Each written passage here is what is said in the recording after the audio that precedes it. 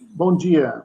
Eu, Cândido Jerônimo Flauzino, como membro da diretoria da CIPq, Sociedade de Estudos e Pesquisa Qualitativos, e, em nome dela, mediarei o primeiro seminário dos 3 programados para este ano, intitulado O Método Fenomenológico Hermenêutico e Pesquisas sobre Suicídio, em um momento propício para tal discussão, uma vez que estamos no conhecido Setembro Amarelo, mês destinado à prevenção do suicídio desde 2014.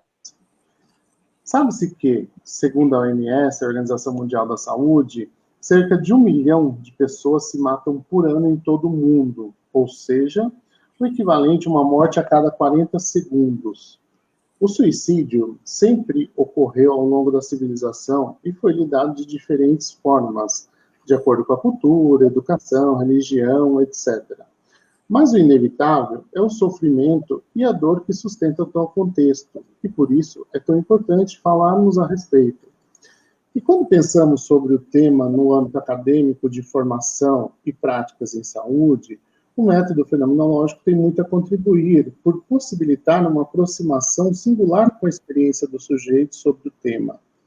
E, para tanto, convidamos para dialogar conosco hoje a professora doutora Ana Maria Lopes Calvo de Feijó, que é professora associada da UERJ, bolsista de produtividade CNPq, cientista da FAPERJ, pró-cientista da UERJ e autoras de livros e artigos nacionais e internacionais na perspectiva da fenomenologia existencial em psicologia, dentre eles o livro Suicídio entre o Morrer e o Viver. Seja bem-vinda, professora. Bom dia, Cândido. Obrigado pelo convite, né? É uma grande honra poder estar participando desse evento de vocês, que seria presencial, e que vocês se ajustaram ao momento. Enfim, estou muito feliz por estar aqui, né? Até porque é um grupo que se preocupa, se destina, investe na pesquisa qualitativa, que é o tipo de pesquisa que eu faço. Então, é bom divulgar, é bom marcar a presença, a importância, né? E mostrar que essa pesquisa tem vez, né? Tem lugar, é um lugar muito importante. Então, eu vou falar com vocês, então, vou apresentar as minhas pesquisas sobre suicídio, que foram todas estabelecidas pelo método fenomenológico, ou pelo método fenomenológico hermenêutico, ou pela análise fenomenológica dos discursos clínicos. Então, eu vou contar para vocês como é que foi minha pesquisa com relação ao suicídio, vou contar um pouquinho do que motivou e passo rapidamente para o método, né, o que motivou a pesquisa. Desde 2008, a universidade que eu trabalho, que é a Universidade do Estado do Rio de Janeiro, vem se preocupando e vem se ocupando também dos suicídios que ocorrem principalmente no contexto da universidade, né? É um prédio alto, de 2 andares. Nós sabemos que todos os prédios altos, as pontes, enfim, todos esses ambientes que possibilitam suicídio por fenestração, eles são muito procurados, né, pelas pessoas que querem acabar com a vida. Tem uma ponte em Natal, que essa ponte, como ela há transeuntes, o número de suicídios é enorme naquela ponte, né? E a UERJ, como é aberta ao público, também as pessoas procuram esse espaço para cometer suicídio. E a gente, preocupado com isso, criou um programa de extensão chamado UERJ pela Vida. Atualmente, sou eu que coordeno esse programa, e quando eu começo a participar dele, as pessoas que compunham esse grupo falavam de suicídio muito pelas pesquisas científicas, pelo senso comum, e eu vi a necessidade de me aprofundar no tema para poder fazer um trabalho respaldado, embasado, que pudesse ganhar o meio científico, o meio científico pela seriedade do trabalho. E como método que eu adoto, tanto na minha perspectiva clínica quanto na perspectiva de pesquisa, é o método fenomenológico, eu lancei mão desse método para começar as minhas pesquisas. Então, primeira pesquisa, todo mundo sabe também que a minha atividade é em psicologia clínica, então o meu trabalho é em psicologia clínica, e a minha parte também, nesse grupo, era justamente trabalhar em psicologia clínica, ou seja, de que modo nós poderíamos criar um núcleo de atendimento clínico a pessoas que estivessem querendo cometer suicídio ou já estivessem em situação de suicídio, ou seja, prontas para se lançarem.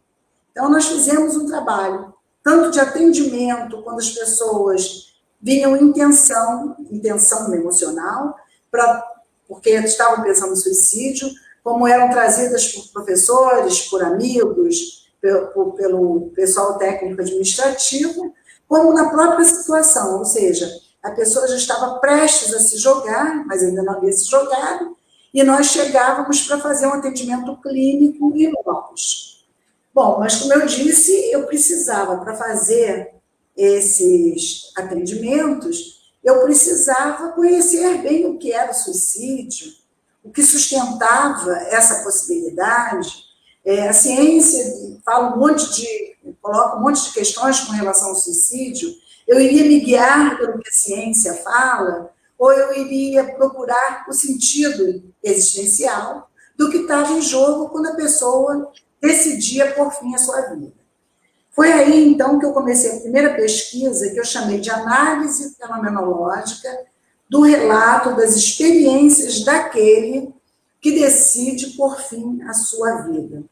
Então, vocês vejam que eu não usei a palavra suicídio, porque a palavra suicídio, ela já vinha totalmente contaminada pelas ideias que se tem de suicídio, inclusive dos preconceitos, dos estereótipos, de toda uma perspectiva de que o suicídio é sustentado por uma patologia, ou então o suicídio, o suicídio é pecaminoso, ou então até que é crime, porque é um atentado contra a vida.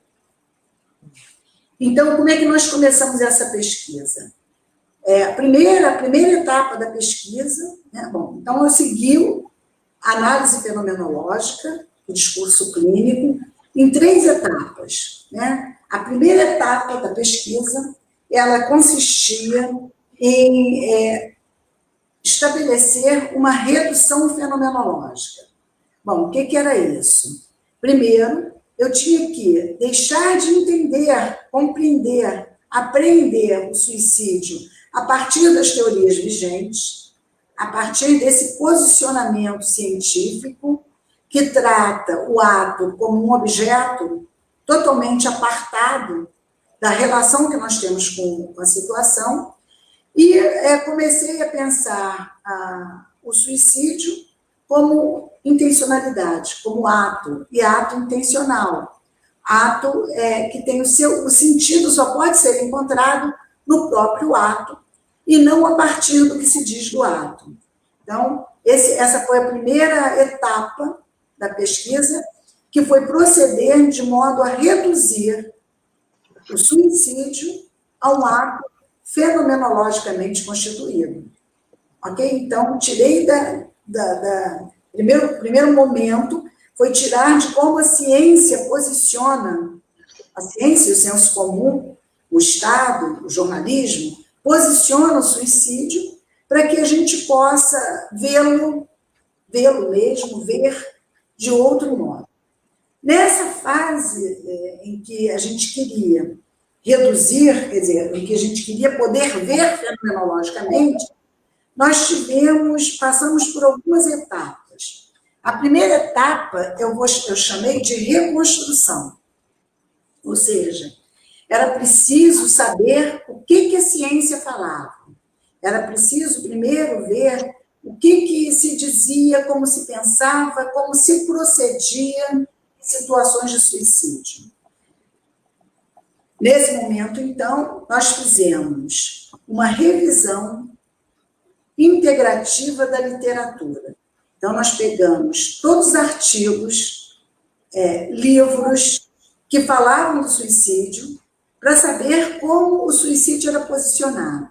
Então, nós fomos para os livros, principalmente, que falavam da história do suicídio. Dentre eles, o principal foi o do Minoir, que é a História do Suicídio, é um livro muito conceituado mundialmente, e foi o primeiro livro que nós estudamos para saber como é que historicamente o fenômeno era tratado. Quando a gente vai procurar como historicamente o fenômeno era tratado, eu vou fazer uma redução, claro, vou colocar aqui brevemente, a gente via que o suicídio nem sempre, a gente pode ver que o suicídio nem sempre foi tratado como ele passa a ser tratado no mundo moderno. Então, quando a gente vai aos gregos antigos, por exemplo, nem mesmo a palavra suicídio existia, e o nome dado era morte voluntária, né? Ou morte lenta, ou morte consciente, morte calma. Então, tem várias denominações, e essas denominações não carregam nada pejorativo. Então, o suicídio, então, ou seja, a morte voluntária, ela era vista como algo que falava de um heroísmo, que falava de dignidade.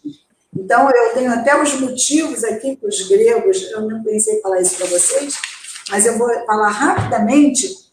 Os gregos, então, colocam o suicídio, ou a morte voluntária, não em termos de causa, eles não atribuem relações causais, as relações causais não aparecem nos gregos, isso é coisa de homem moderno, tá? A ideia de causa, e eles vão dizer que os motivos por devoção, por lealdade, por desgosto, por impaciência com a dor psicológica, por desespero agudo, por pudor, ou vergonha, ou honra, por remorso ou arrependimento, por insânia, demência, impaciência com a dor física, morte porque alguém ordena, por vingança e por ostentação.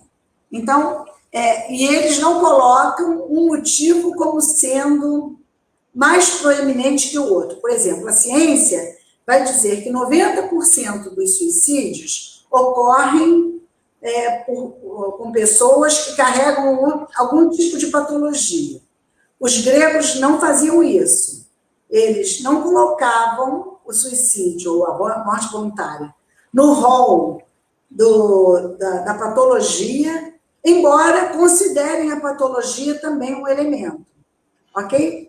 Mas não é o único, e um não tem mais peso que o outro. Então, a gente vê que nos gregos antigos, e isso aí a gente vê na história do suicídio, né? O suicídio não era tomado como algo que estigmatizasse, como algo que tivesse um valor negativo. Isso vai começar, rapidamente falando, essa ideia de colocar uma questão moralizante com relação ao suicídio, vai começar no mundo cristão. Então, no mundo grego, isso não era dessa forma. No mundo cristão, já a partir de Platão, né? Ou seja, a gênese do modo de pensar o suicídio como algo moralmente discutido ou posicionado, começa já em Platão, e no mundo cristão ele passa a ser pecado. Então, aquele que cometia suicídio cometia um pecado. Ou se a pessoa não morresse, ela seria considerada um pecador, então ela teria uma punição, e se ele morresse, a família sofreria punição. Dentre elas, a perda dos bens da família. Então, há aí já uma tentativa de controle. E se a gente aprofundar, esse controle é muito mais político e econômico do que propriamente uma preocupação com aquele que cometesse suicídio. E sob a máxima de que a vida é dada por Deus e só Deus pode tirar, é que a ideia de pecado surge e o suicídio passa a ser estigmatizado. Por fim, né, quando a sociedade se torna mais laica, o mundo se torna mais laico, o suicídio passa a ser crime. Então, até 1961, na Inglaterra, o suicídio era tomado como um ato criminoso. E a partir de Esquirol, o suicídio deixa de ser pecado, deixa de ser crime e passa a ser relacionado com muita força com uma patologia. Bom, lembram por que eu estou falando disso tudo? Porque eu quero fazer a redução fenomenológica, ou seja, poder suspender todas essas verdades acerca do suicídio. Porque se eu vejo o suicídio a partir dessas verdades dadas, a dinâmica existencial do suicídio não vai aparecer mais para mim. Eu tenho um anteparo, eu tenho uma mediação entre aquilo que se mostra e o modo que eu me posiciono frente ao que se mostra. Eu queria me posicionar livre de qualquer ideia teórica ou do senso comum acerca do ato de pôr fim à vida. Então, esse foi o primeiro momento, como eu falei para vocês, desse trabalho de redução. Com isso, depois, nós pegamos artigos desde 2012, né, essa pesquisa foi de 2016, até 2015, nos bancos de dados, do que os pesquisadores tinham a dizer sobre o suicídio. E quando a gente faz essa pesquisa, a gente vê que a ciência, e até a ciência psicológica, e até a perspectiva fenomenológica, coloca o suicídio posiciona o suicídio com algum tipo de moralidade.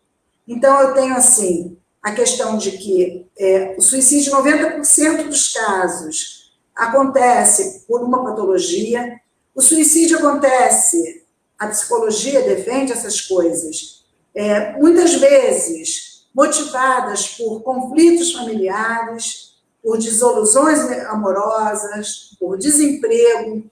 Então, outra vez, a gente vê nesses artigos uma perspectiva moral, porque meio que não se presta muita atenção se a gente está falando de motivos ou de causas. Toda vez que eu falar de causas, existe uma moral científica, porque moral, em termos de causalidade, fala de uma determinação que rouba do homem a liberdade na sua decisão. Quando eu falo de motivos, eu sustento que todo ato humano é posicionado pelo caráter de indeterminação e, portanto, liberdade, em que o homem se posiciona existencialmente. Então, a ideia como vocês estão vendo, dentro da minha perspectiva, era nos dirigirmos para os motivos e não para as causas. Tá?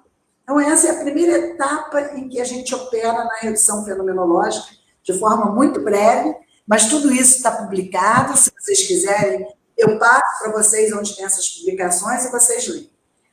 Bom, depois da redução, que todos nós já podíamos ter uma outra ideia sobre o ato de pôr fim à vida, e não mais ser abarcado por essas ideias a priori, nós passamos a segunda etapa da pesquisa, que era o momento em que nós fazíamos atendimentos clínicos. Então, todas as pessoas sabiam atender clinicamente, eram pessoas que conheciam a perspectiva fenomenológica existencial em termos de atendimento clínico, e agora nós já havíamos feito toda a suspensão dessas determinações teóricas acerca do suicídio. Nós limpamos os olhos, digamos assim, nós limpamos a visão, e agora a gente podia estar frente àquele que queria cometer o ato, né, ou que esteve prestes a cometer o ato, e poder nos entregar totalmente à dinâmica existencial daquelas pessoas. Essas pessoas elas apareciam no Serviço de Psicologia Aplicada da UERJ, eram encaminhadas pelo Núcleo de Atendimento ao Estudante, e nós atendíamos tanto a comunidade interna quanto a comunidade externa. E nesse atendimento clínico nós avisávamos que aquilo seria uma pesquisa, a pessoa teria que assinar um termo de consentimento livre e esclarecido, e a gente fazia um levantamento daquilo que aparecia no próprio atendimento clínico. Bom, nisso, então, nesse momento, algumas pessoas são atendidas, e atendidas de forma, como é todo atendimento clínico, né? A eu não me posicionar, a eu deixar que os posicionamentos aparecessem, o sentido da experiência pudesse aparecer também. E nós tivemos, eu trouxe para vocês, assim, rapidamente, 2 pessoas com quem nós trabalhamos. Lembre que a gente está no segundo momento do método, em que a gente está acompanhando a dinâmica existencial daqueles que pensam em cometer o suicídio. Então, a gente segue os vetores internos ao fenômeno, ou seja, o que movimenta essas pessoas no sentido de elas quererem cometer o suicídio. Então, nós temos uma pessoa que eu chamei Larice, com 21 anos, e ela começa o atendimento no nosso grupo, né? E algumas questões ela vai trazer, que eu também vou mostrar rapidamente para vocês entenderem o que é essa dinâmica, tá? Bom, primeiro, ela diz: uma vez que fui para longe de casa e ingeri veneno. Quando comecei a espumar, chamei alguém que encontrei na rua para ajudar-me. A pessoa ligou para o SAMU e fui socorrida. Das 2 vezes que tomei chumbinho, queria mesmo morrer. Mas quando as reações começaram, me arrependi. Foram muitas vezes. Uma vez liguei o gás e fui dormir. Uma vizinha sentiu o cheiro e bateu a porta. Ela desligou o gás.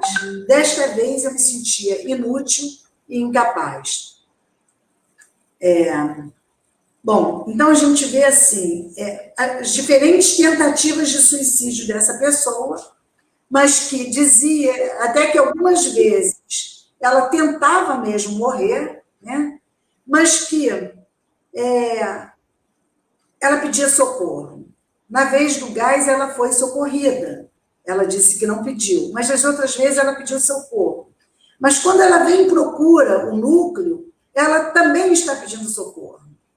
Então, veja bem, a conclusão que a gente chegou no final da pesquisa é que aqueles que nos procuram, aqueles que não se jogam muito rapidamente de andares altos, eles estão na indecisão. Eles não estão decididos a cometer o suicídio. Ora, na indecisão se abre uma possibilidade enorme de atuação clínica. E esse exemplo dessa moça é típico disso. Como ela, né, quase todas essas vezes, estava na indecisão, ela pediu socorro. Né? E isso daí é algo muito presente nos nossos atendimentos. Né? Até quando a gente diz assim, alguém foi carregada por uma amiga ou por uma professora para ir fazer o atendimento. A gente pode perguntar, essa pessoa estava na indecisão? Estava.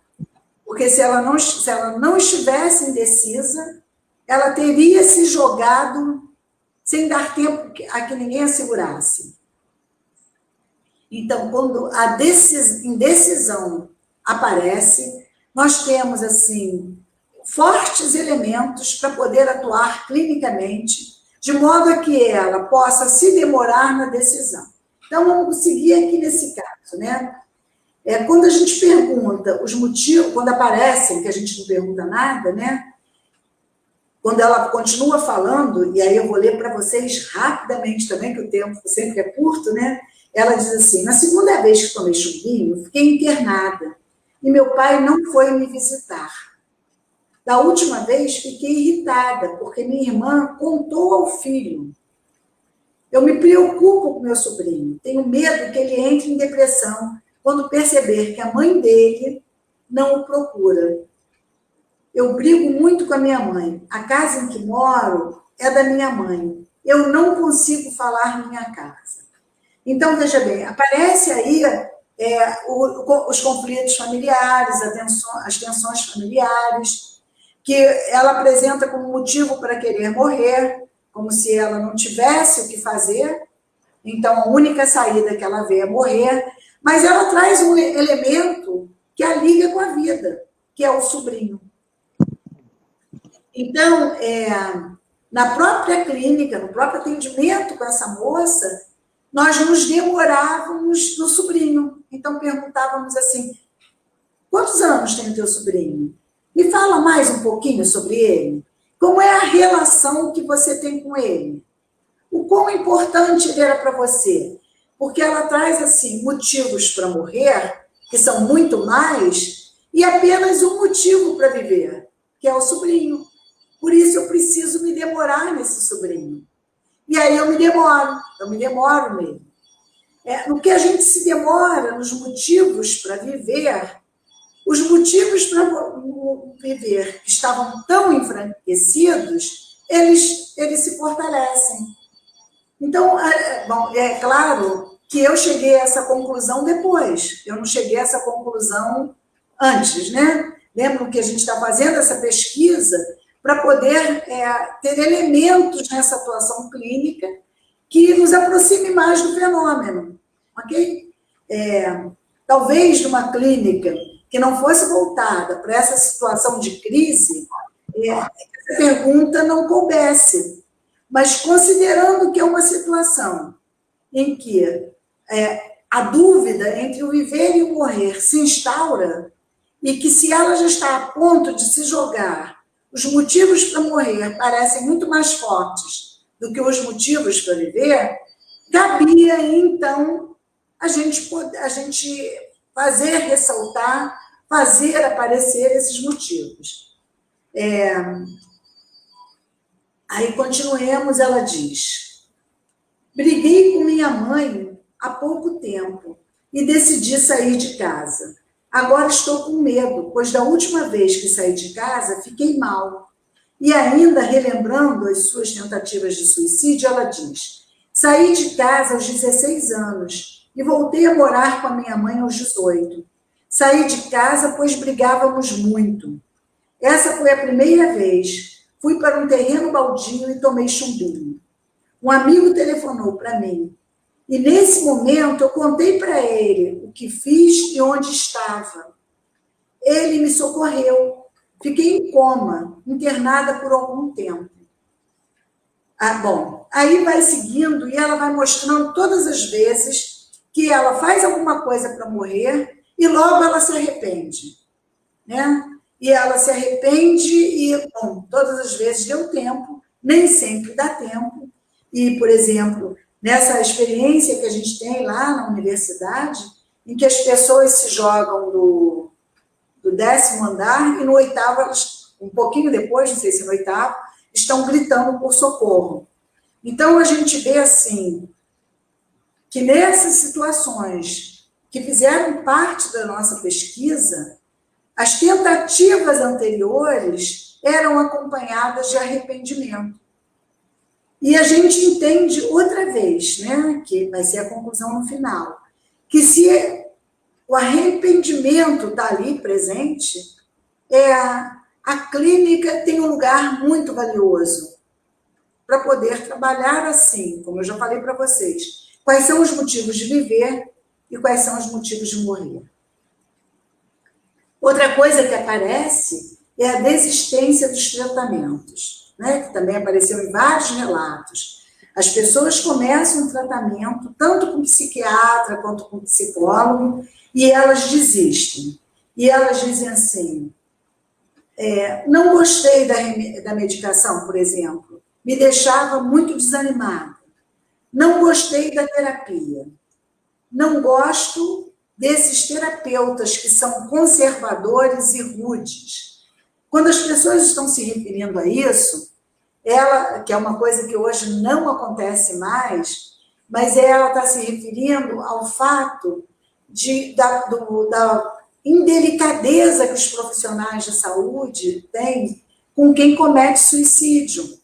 Como se ele quisesse morrer, como se ele fosse um pecador ou um criminoso, né, se ele não carrega nenhuma patologia, E mesmo quando carrega a patologia, e as pessoas são tratadas mal. Por exemplo, muitas vezes, hoje não acontece mais, os profissionais da saúde diziam assim, você não queria morrer? Pois agora, então, vai ser o último a ser atendido. Então, há uma indelicadeza e as pessoas se referem a isso. Outra questão dos atendimentos clínicos, que as pessoas se queixam muito, é que os profissionais evitam falar do problema.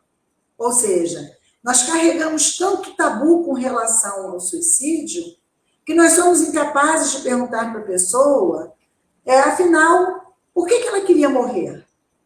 Por que o suicídio aparecia uma saída?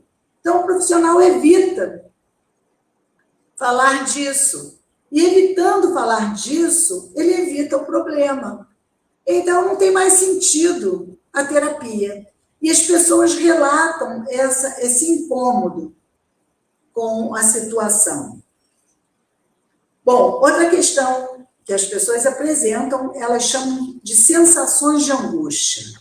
Diz assim, há mais ou menos 2 anos, venho passando por episódios de muita angústia, sem motivo algum. Nessas situações, tenho a sensação de que vou explodir. Do mesmo modo que o sofrimento e o desespero vão embora. Não sei quando esses sentimentos virão. Por isso, não posso me preparar. Não me sinto feliz. Não tenho momentos alegres. Agora, neste momento, eu estou até bem, estou melhor. Eu acho até estranho, eu me sinto alegre e triste ao mesmo tempo. Parece que o sofrimento vem do nada e eu não consigo lidar. Não estou preparada para isso. Tenho muito medo do que posso fazer comigo e com os outros quando eu explodir. Já pensei em me drogar para acabar com isso, mas não me drogo. Ora, então outra vez a gente vê nesse relato a tristeza e a alegria. Então as duas situações aparecem, mas a tristeza tem mais força. E ela diz assim, tenho medo do que posso fazer comigo. Quando ela diz que tem medo do que ela pode fazer com ela, outra vez ela mostra que tem medo de efetivar o ato. E que não quer morrer, quando ela diz, eu já pensei em drogar até morrer, mas não me drogo. Então, vocês vejam que a indecisão, a dúvida, os motivos para viver, eles aparecem com muita força. E é preciso, então, o que a gente vai discutir, vou falar isso também no final, é que a clínica possa deixar que os motivos para a alegria apareçam, mas sem perguntar, que isso que é o mais importante, é deixar que apareçam de modo sutil, ok? Porque ela tende a esquecer os motivos para viver e dar mais valor, dar mais força aos motivos para morrer. Bom, outra questão que aparece também com muita frequência são as relações afetivas, ou seja, a relação com o namorado, com a namorada, a relação com o cônjuge. Então, muitas pessoas, frente a uma dificuldade no relacionamento íntimo, né, pensam em suicídio. Bom, outra coisa muito que aparece, eu estou escolhendo, não vou falar todas, né, é o desempenho profissional. Então, as pessoas se mostram, falam sobre o seu fracasso profissional, sobre, assim, como elas não conseguem ser a profissional que a família ou que ela própria idealizou.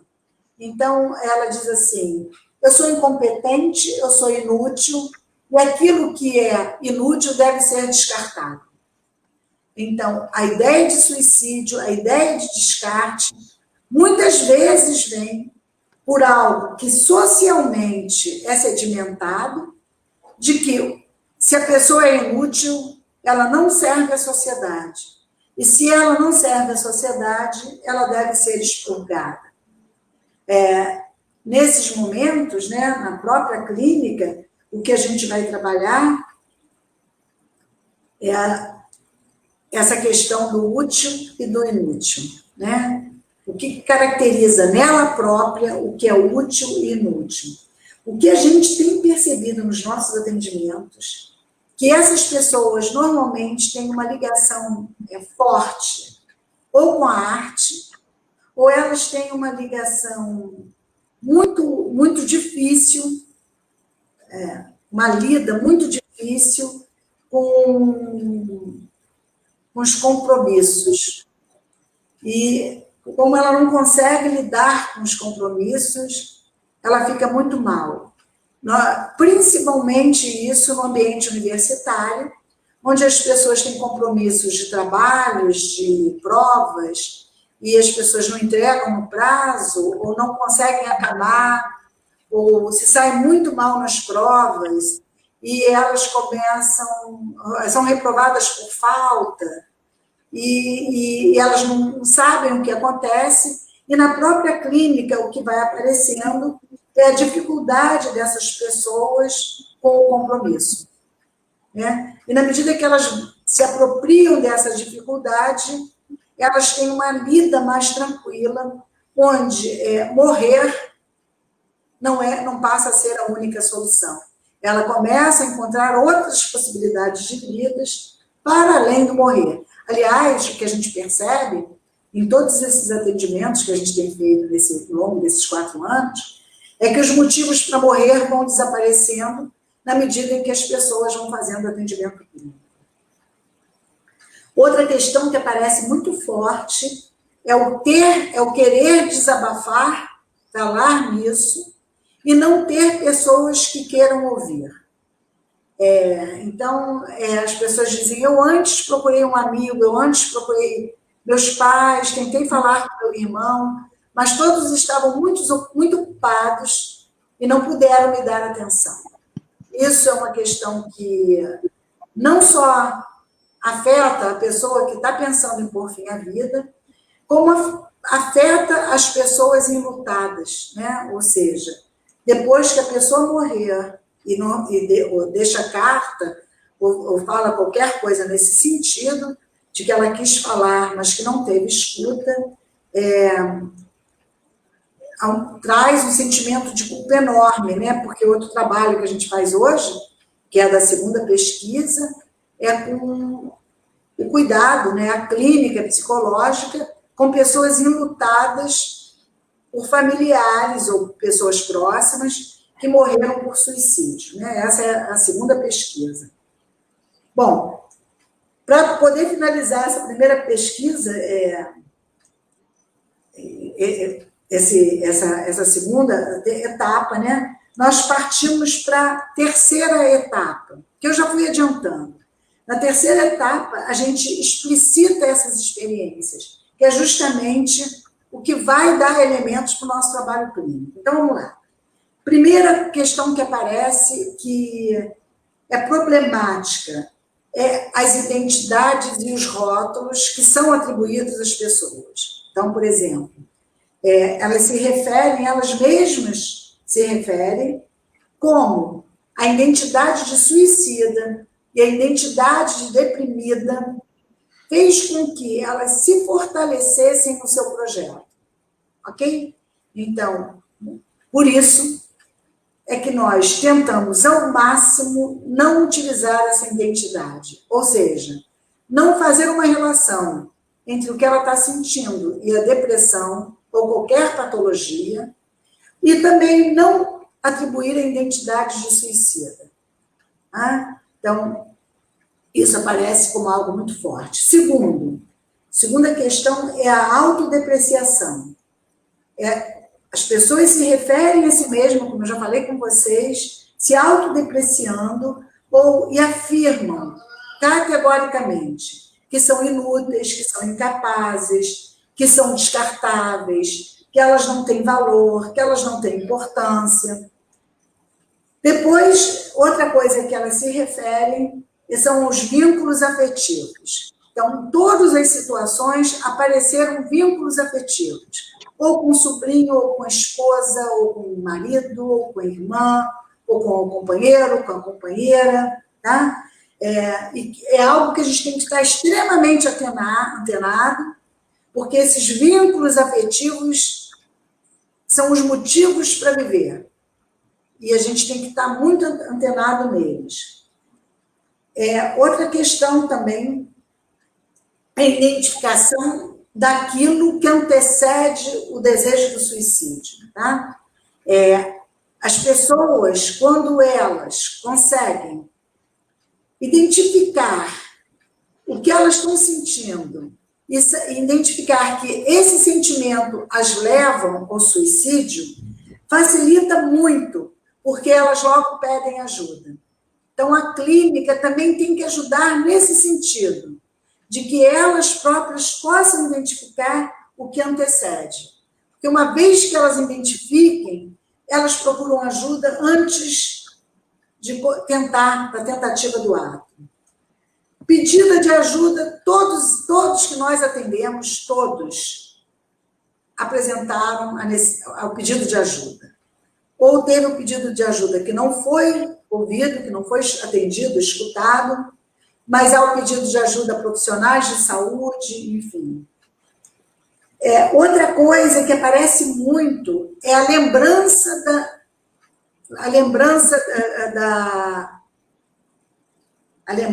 da experiência passada que foi perturbadora, tá? Então, quais são as experiências? Histórias de estupro, histórias de assédio, histórias de maltratos, enfim, de conflitos familiares, de expulsão de casa.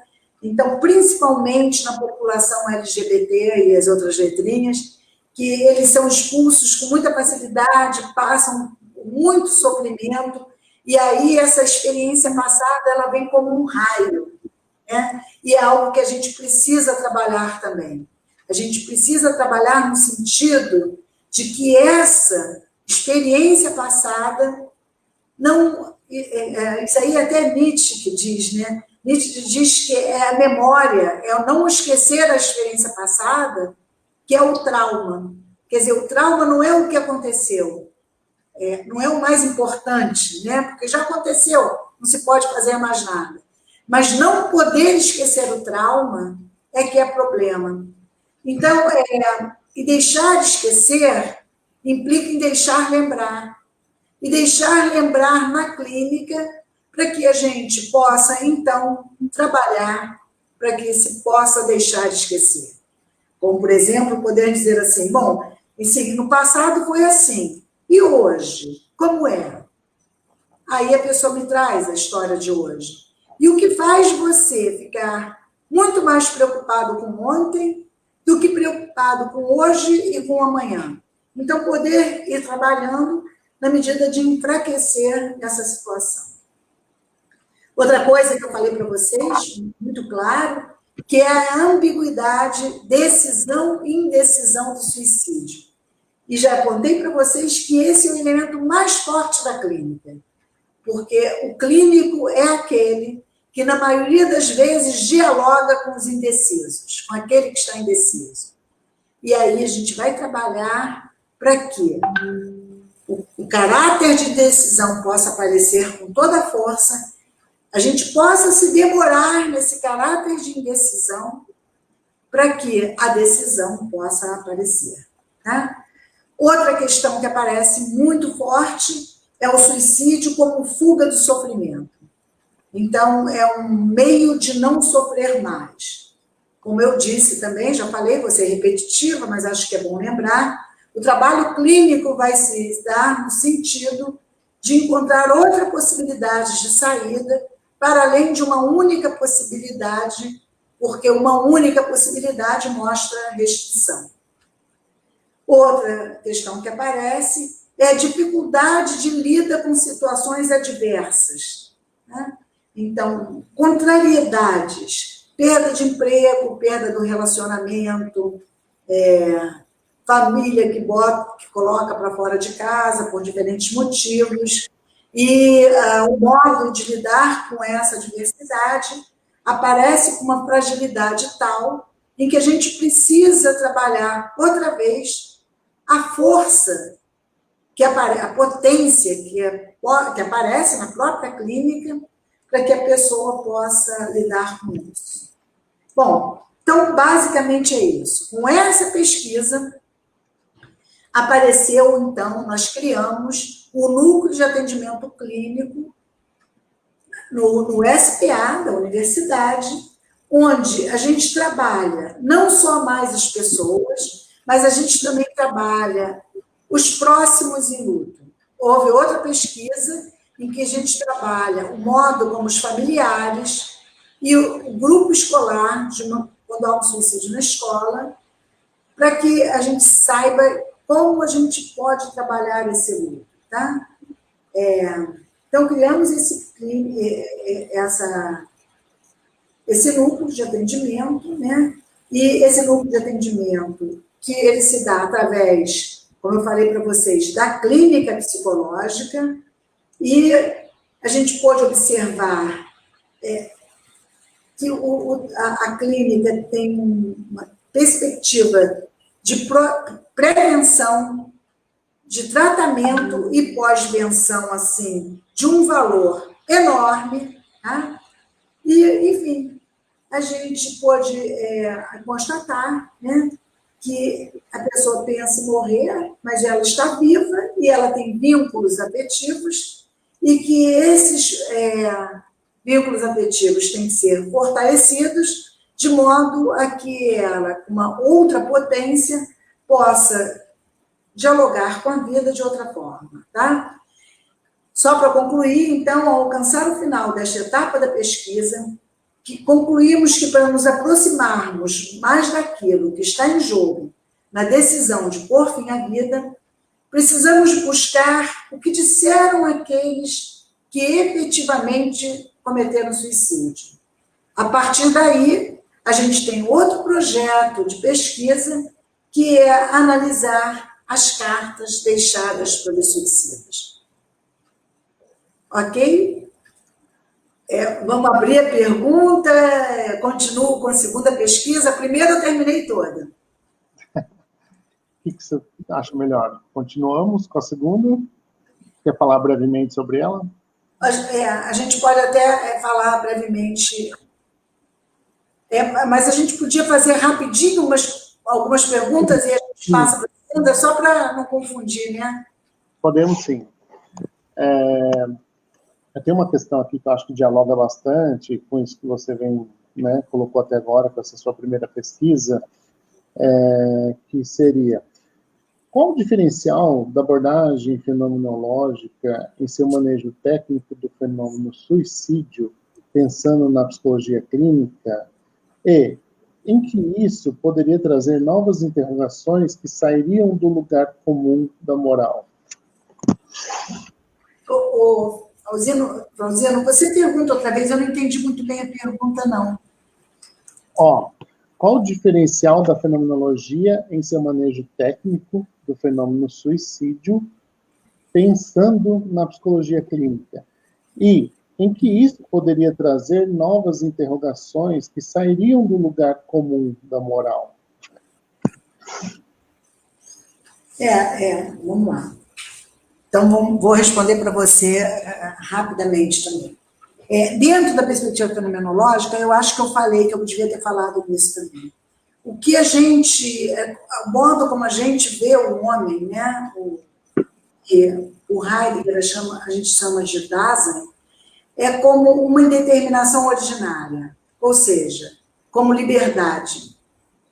E quando a gente trabalha a questão do suicídio como um ato de liberdade, ok? É isso que a gente vai tratar o tempo todo.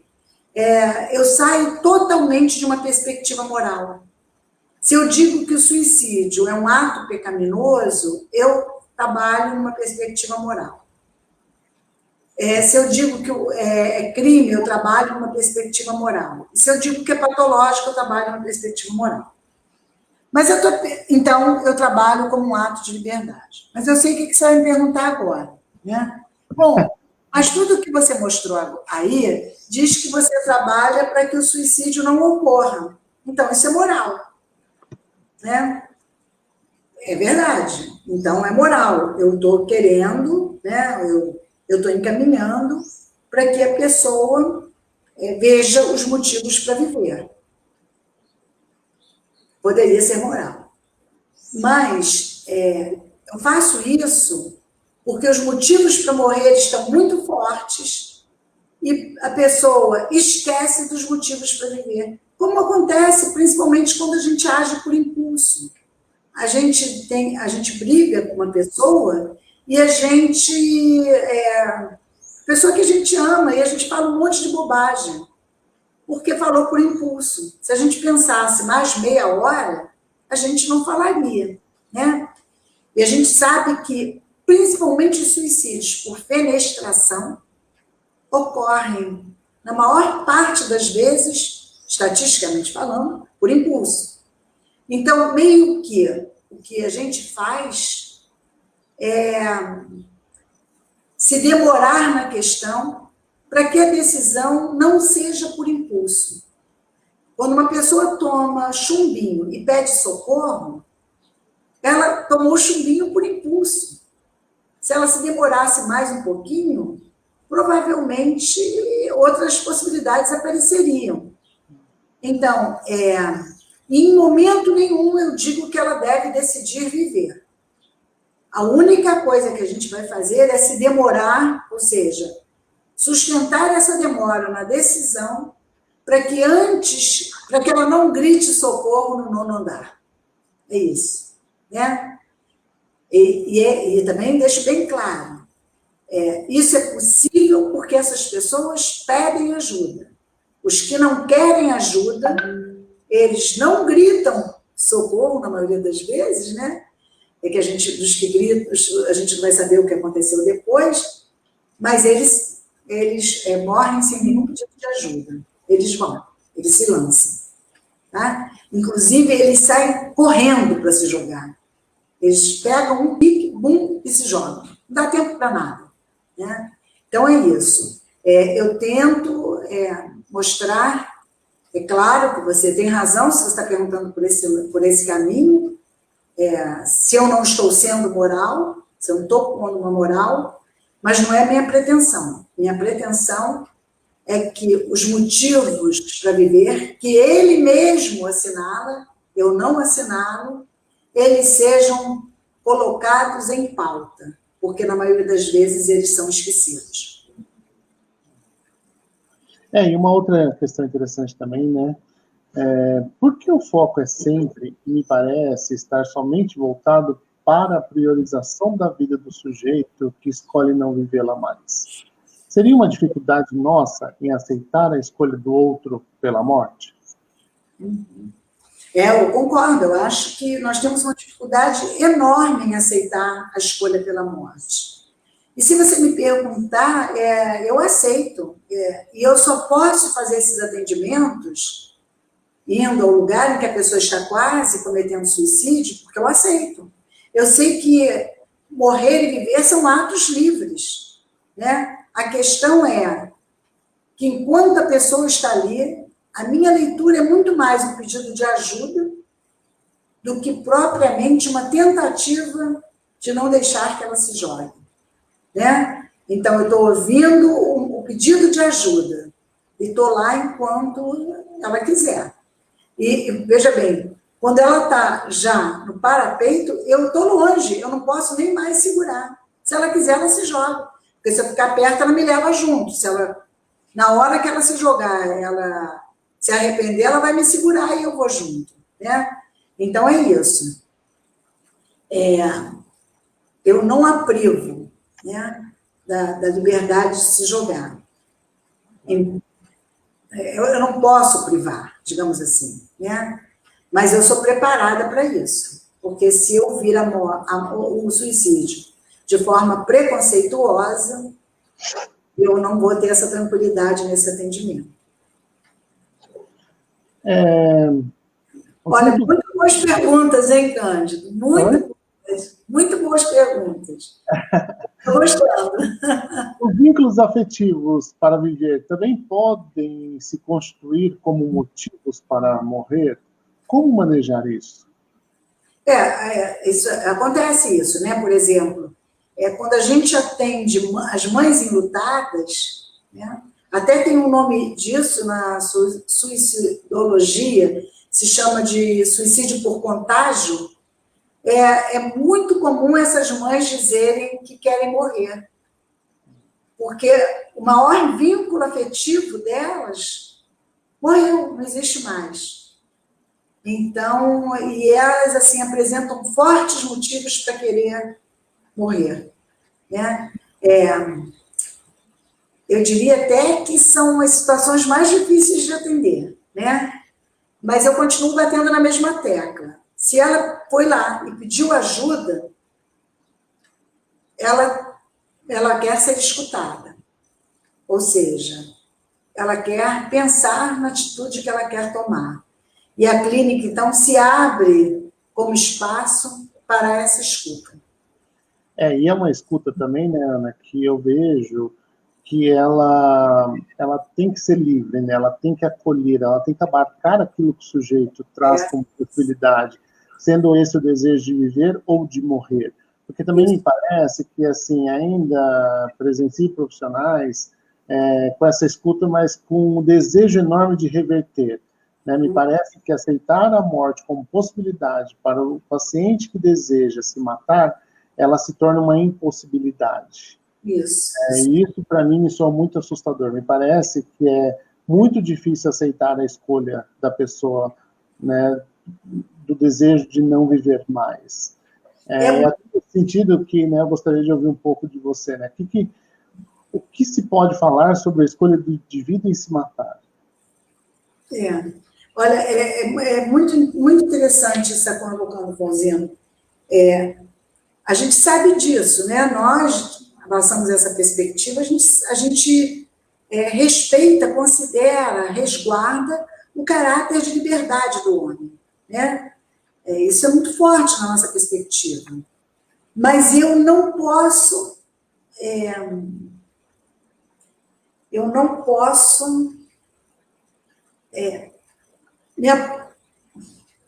tornar público isso. Porque se uma pessoa que, se você estiver atendendo, comete o suicídio, e você for, de alguma forma, colocado como alguém que ajudou nisso, ou alguém que facilitou, você cometeu um crime. Sim. Porque você pode ser considerado cúmplice. Por isso, a gente tem que ter muito cuidado para não assumir o lugar da cumplicidade. Você vai dizer, mas isso não vai acontecer? Pode acontecer. Eu tive um amigo que aconteceu isso. Porque a pessoa deixou uma carta dizendo que depois da terapia, ela se sentiu fortalecida para consumar o ato. E aí a família processou o psicólogo, denunciou. Sim. Que ele foi cúmplice no suicídio, que ele teria cometido um homicídio. Então, a gente tem que ter e você vê que eu fui muito cuidadosa nessa apresentação, a ponto de vocês acharem até que eu carregava uma moral, né? E eu sei que eu corro esse risco, mas temos que correr. Nós temos a nossa perspectiva como psicólogos existenciais, mas nós temos um código que ele é superior a qualquer questão qualquer ética da nossa perspectiva. E a gente responde como cidadão. Então, tem que ter o maior cuidado. Isso tanto junto ao conselho, como junto à própria justiça, ao próprio Estado. O homem, o corpo, nós não pertencemos a nós mesmos, nós pertencemos ao Estado. E o Estado, embora hoje não considere mais o suicídio um crime, considera aquele que não evitou o suicídio um criminoso. Por isso que todo nosso encaminhamento tem que, embora a gente respeite a pessoa, a gente fica na corda bamba. Tem que ser no sentido de que a gente fez tudo o que podia para evitar. mas que a decisão dependia do outro. E aí eu sempre tenho como exemplo uma situação também relatada pelo Minoir, de um homem, na época em que suicídio era crime, que havia tentado suicídio, e ele foi preso num lugar onde não havia a menor possibilidade dele ter uma ferramenta para executar o ato, e ele arrancou a língua com os dentes e morreu de hemorragia. Com isso, o que eu quero mostrar é que todas as tentativas que você faz para evitar que o ato se consume são impotentes frente à potência da decisão que o homem tem na relação com a sua própria vida. Deu para entender, Flauzino, a corda bamba que a gente fica? Sim, e o cuidado que a gente tem que ter? Exatamente. Aí eu estou adorando as perguntas, estou amando. Pena que eu não estou escrevendo, porque isso aí seria ótimo para publicar. Não, e assim, né? Mas o que me parece, né, que tudo isso também acaba engessando o lugar do psicólogo, né? Muito, muito. E engessa não para além do âmbito formal, mas no âmbito subjetivo também. Isso, isso. Isso costuma ser o meu maior incômodo em relação ao tema. Exato. Né? Isso aí faz com que eu tenha um preparo enorme para ficar nessa corda bamba. Eu tenho que me equilibrar entre... Então, por isso é que a maioria das pessoas desiste de atender pessoas que pensam em suicídio, porque elas ficam nessa equilibrando. E um outro fator também interessante é que, assim, que soa muito que viver se tornou obrigação, né? É proibido não querer viver. Né? E nesse sentido também é interessante. E você poderia falar mais um pouco de qual a contribuição particular do método fenomenológico nas pesquisas sobre suicídio, em particular? Sim, aquele que ele traz como contribuição de fato. Né? O que ele traz como maior contribuição é isso que eu falei logo no início, né? Poder suspender toda a moral sobre o suicídio. Essa suspensão, isso, porque se você trabalha, você vê, as próprias pessoas dizem, o psicólogo era muito moral, a gente via que ele queria, ele não me ouvia, porque ele só queria que eu não cometesse suicídio. Então, normalmente, eles não querem um psicólogo por perto. E com a gente eles não falam isso, porque a gente não diz que não quer. A gente não se posiciona como querendo, a gente todo a entrega, toda a aceitação à questão que ele está trazendo. Essa é a principal contribuição para o método fenomenológico. Por isso que eu falei para vocês, eu já escrevi sobre isso, nessa pesquisa que eu fiz sobre os artigos sobre suicídio, eu encontrei 10 que tinham como proposta a fenomenologia e os 10 tinham uma perspectiva moralizante. Para vocês verem, é difícil, né? Então, essa digamos, é a contribuição fundamental. Sem ela, nem a clínica, nem o método de pesquisa seriam possíveis. Exato. Você gostaria de comentar sobre a segunda pesquisa que você falaria ou deixamos para outra oportunidade? Bom, eu posso comentar, quer dizer, rapidamente, né? A segunda pesquisa, então, ela se deu com os pais enlutados, né, por suicídio. Então, essa pesquisa, então, ela aparece também, porque ao suicídio a família é comunicada, né? Ou então, como aconteceu, de um rapaz cometeu suicídio no dia da formatura dele, ele estava se formando em engenheiro, quer dizer, estava se formando, não, ele tinha sido reprovado numa disciplina, não teve coragem de falar para os pais, e o que aconteceu? A formatura, normalmente, quando a pessoa é reprovada, já tem o nome no convite, e ele dá o convite para os pais, e quando os pais estão chegando no lugar da formatura, ele está de terno, todo arrumado, ele se lança, ele se joga e morre. A gente não tem dúvida de que esses pais precisam de assistência, né? O pavor, o horror, a dor, a perplexidade tomam conta deles. E a gente foi vendo que ninguém queria essa tarefa. Então, um meio que empurrava para o outro. Não, seguranças é que vão avisar. Não, não. Bom, enfim, aí a gente vê que é necessário também ver assim, como encaminhar esse tipo de encontro, né? Como é que a gente vai trabalhar com esses pais? Como é que a gente vai se aproximar? Como é que a gente vai falar sobre isso? Essa pesquisa ainda está em andamento, ela não acabou, né?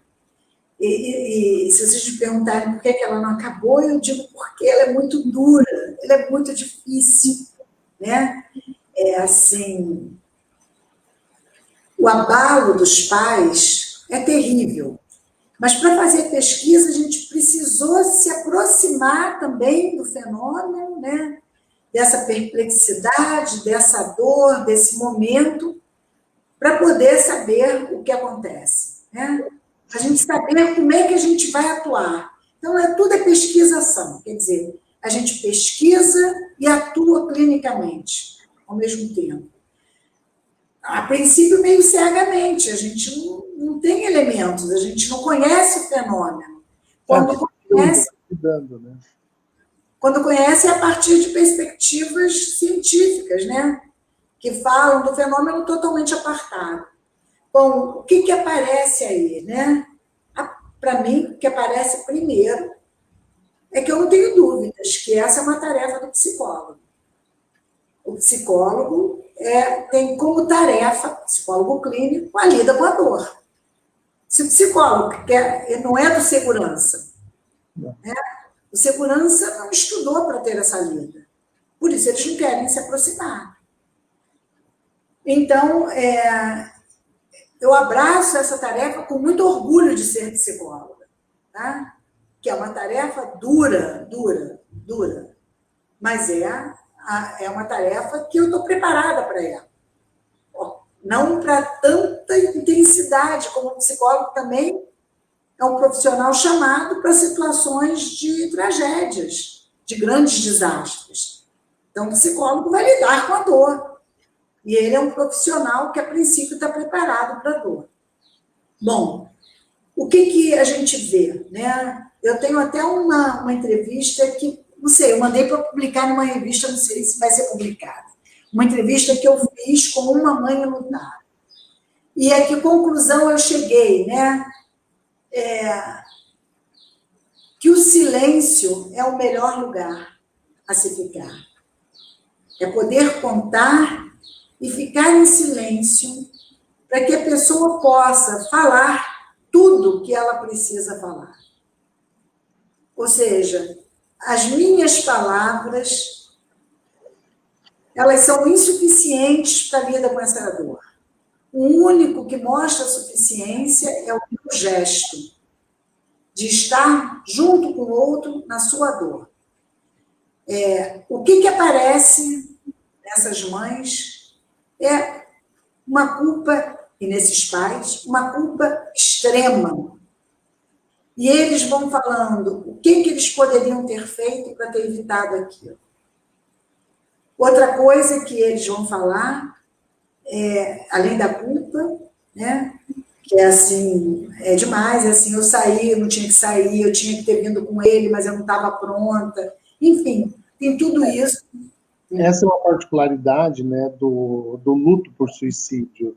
Me parece estar muito presente só em todos os casos, né? O luto já é um tema bastante complexo, né, que merece cuidado, merece discussão, e o luto por suicídio, ele traz essa característica muito marcante, que é a questão da culpa, né, que é isso que você está relatando. Que é, o que eu poderia ter feito? Por que eu não fiquei mais? Por que eu não... Porque eu não vi sinais. Porque eu não percebia.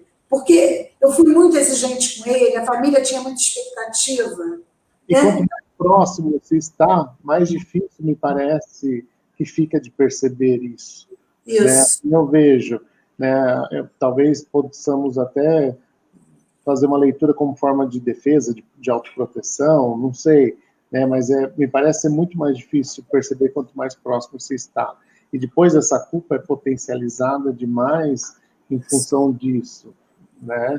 E Isso. a clínica, esse lugar de escuta, esse lugar de acolhimento, né, que eu acho que aí, como você bem coloca, é nossa, né, é do lugar que ocupamos, que é uma escuta que ela é uma escuta diferenciada porque ela perpassa, acho que, camadas de interação, né? Ela é de um lugar que é um lugar do encontro humano, que é um lugar onde o humano possa se doar, possa estar nesse encontro com o outro, né?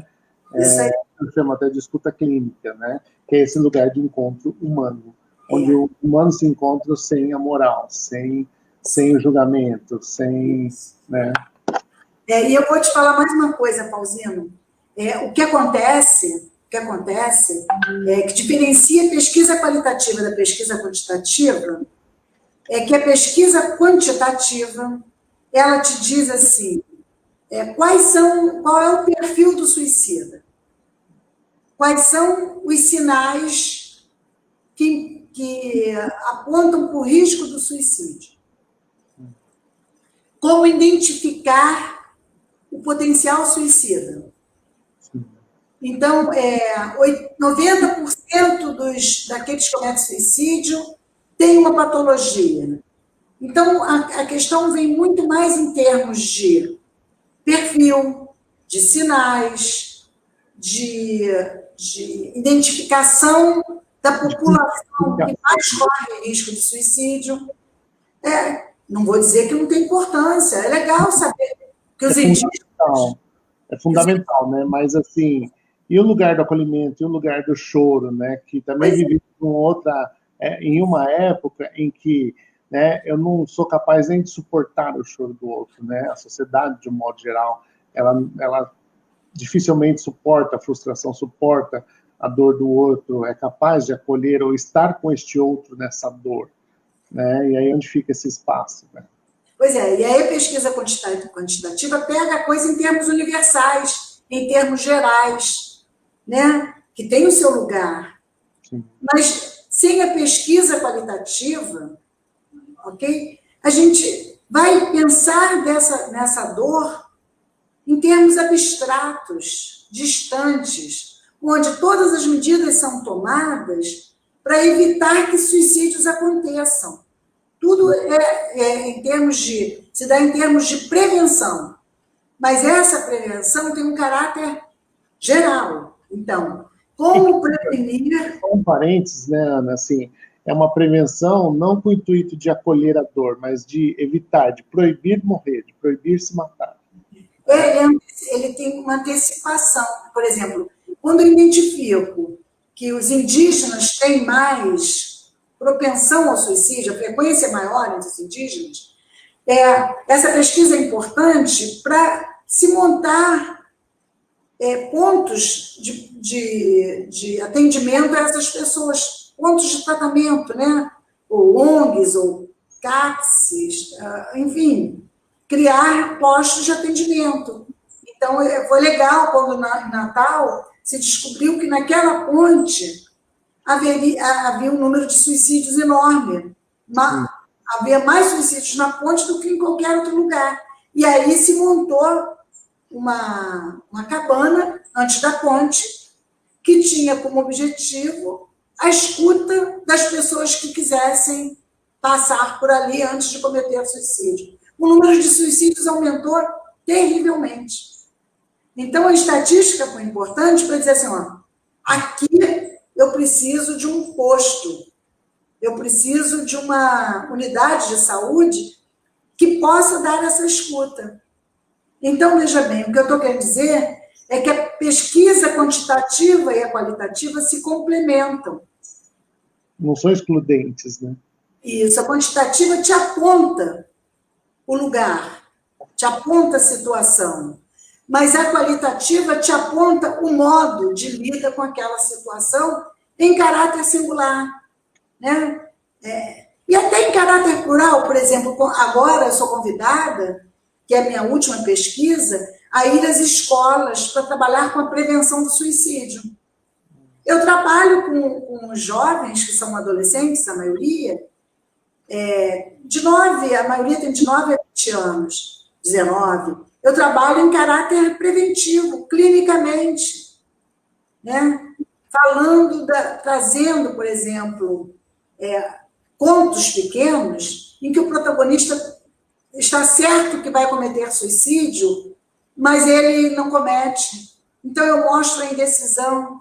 E como é que na indecisão, muitas vezes, pode-se pedir ajuda. Então, eles veem que existe essa possibilidade de uma ajuda clínica. Então, para deixar claro, né, que não é uma coisa de dizer ou pesquisa quantitativa ou pesquisa qualitativa. Não. Pesquisa quantitativa e pesquisa qualitativa podem coexistir. Sim, e mais do que isso, eu acho que quando se fala de morte, apenas quantificar é perder a oportunidade de olhar para o singular. Sim, sim. Exatamente. É ficar, digamos assim, com um olho no padre e outro na missa.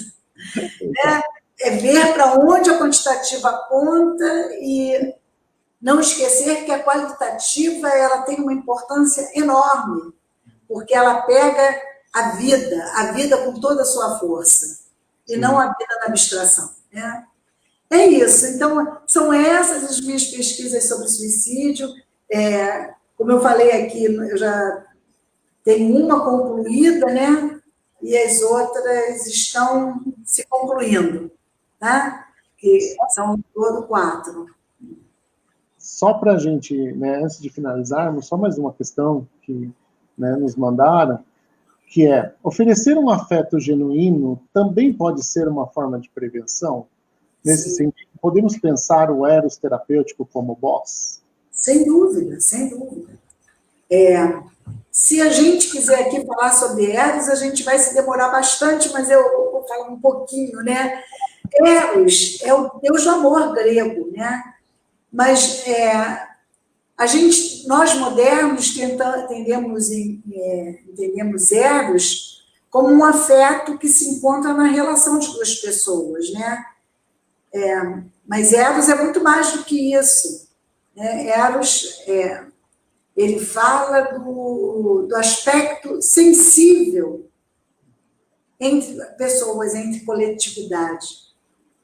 E aí eu vou trazer Kierkegaard, né? Que ele vai dizer que Eros, ainda falando de Eros, ele vai dizer que só quando esse Eros se torna comunitário entre todos nós, é que esse Eros salva. Enquanto a gente tiver no Eros A2, esse Eros muito particular, eu estou em um Eros egoísta, né? E esse ajuda, né? Mas não salva. O Eros que realmente salva é o Eros em que eu amo o outro sem necessariamente ter um vínculo próximo com o outro. Ou seja, o Eros que salva é esse amor a todo mundo. O amor de Cristo. É isso que Kierkegaard está dizendo. Esse amor ao nosso paciente é um amor interessado. Esse amor ao meu cônjuge ou ao meu filho é um amor interessado. Como diz Kierkegaard, é o amor ao meu segundo eu. Então, esse amor é egoísta, é restrito, mas, enfim, é amor. Mas o verdadeiro amor que salva é o amor ao segundo tu, ao outro, na sua totalidade, não a um outro, a todos os outros. É isso mesmo. Bom, eu, em nome da CIPq, agradeço imensamente você, Ana, pela sua contribuição acerca do tema abordado nessa live, aos colegas Rose e Anderson, também membros da diretoria da CIPq, meu muito obrigado pelo gigantesco trabalho de bastidores, e meu muito obrigado aos demais que participaram dessa live e que tenham todos, então, um bom dia. Obrigado. Okay. Um beijo a Maria, um beijo a Débora, um beijo a todos os membros da sociedade. Ok? Obrigado.